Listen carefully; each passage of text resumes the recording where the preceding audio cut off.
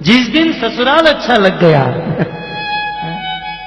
संसार के मनुष्य को जिस दिन ससुराल अच्छा लग गया, उस दिन अपना कुटुंब शत्रु के समान बन गया।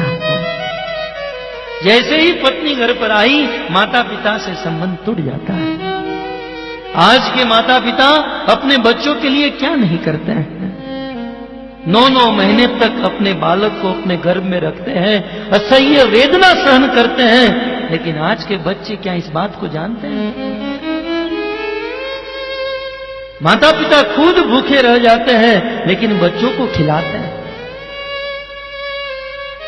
खुद अपना जीवन कैसे भी करके बिताते हैं, अपने बच्चे को अच्छे से अच्छा भोजन देते हैं, अच्छे से अच्छा ट्यूशन देते हैं, अच्छे से अच्छी स्कूल में पढ़ाते हैं, और अच्छे से अच्छे वस्त्र पहनाते हैं, और अच्छे से अच्छी लड़की के साथ विवाह करते हैं। और विवाह के बाद वही बच्चा जब बड़ा हो जाता है और माता पिता कुछ बोलते हैं, तो बच्चा माता पिता को डांट कर कहता है, चुप,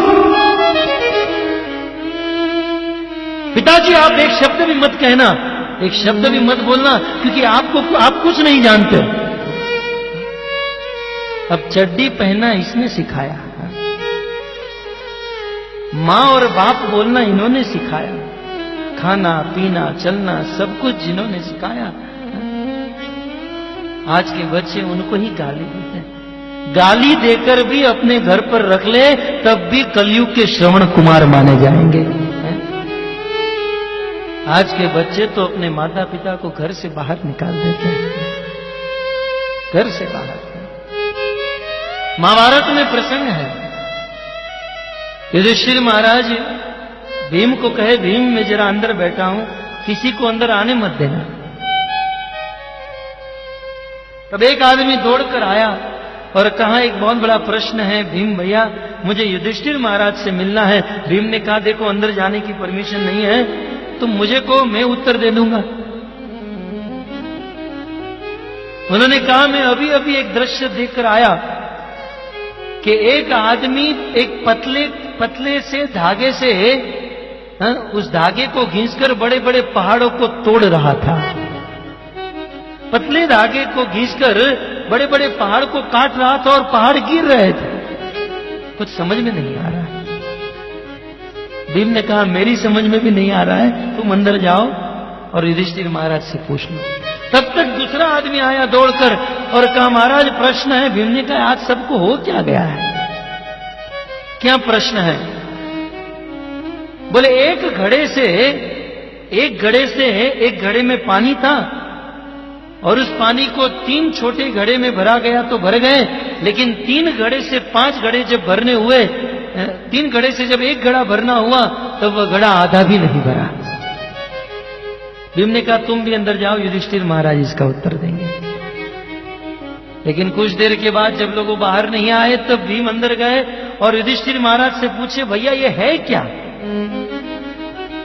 तब युधिष्ठिर महाराज ने कहा, भीम कलयुग हमारे राज्य में प्रवेश हो चुका है, ये कलयुग की निशानी है। बोले, एक घड़े से 3 घड़े भर गए, लेकिन 3 घड़े से 1 घड़े नहीं भर पाए। इसका अर्थ है कि एक माता पिता अपने 3-3 बच्चों का भरण पोषण करते हैं, लेकिन 3 बच्चे मिलकर भी अपने एक माता पिता का भरण पोषण नहीं कर पाते। ये है कलयुग की निशानी। हमारे अपने ही हमें कष्ट देते हैं, दुख देते हैं, जिसे आदि भौतिक दुख कहा जाता है। कुछ दुख ऐसे हैं जो देवताओं के द्वारा मिलते हैं, कुछ दुख अपने समाज के द्वारा, और कुछ दुख ऐसे हैं जो हमारे ही अपने मन के द्वारा, इस शरीर के द्वारा मिलते हैं, जिसे आदि आध्यात्मिक क्लेश कहा जाता है। कुलशेखर अलवार ने कहा, शरीरम व्याधि मंदिरम सतसंधि जर्जरम मुकुंद माला स्तोत्र। वे कहते हैं ये शरीर व्याधि का मंदिर है, दुखों का घर है। शरीर में दुख के अलावा कुछ नहीं, और उसमें भी सबसे बड़ा दुख देने वाला हमारा अपना मन है, जो अनेकों कामनाएं कर बैठता है, अनेकों इच्छा कर बैठता है,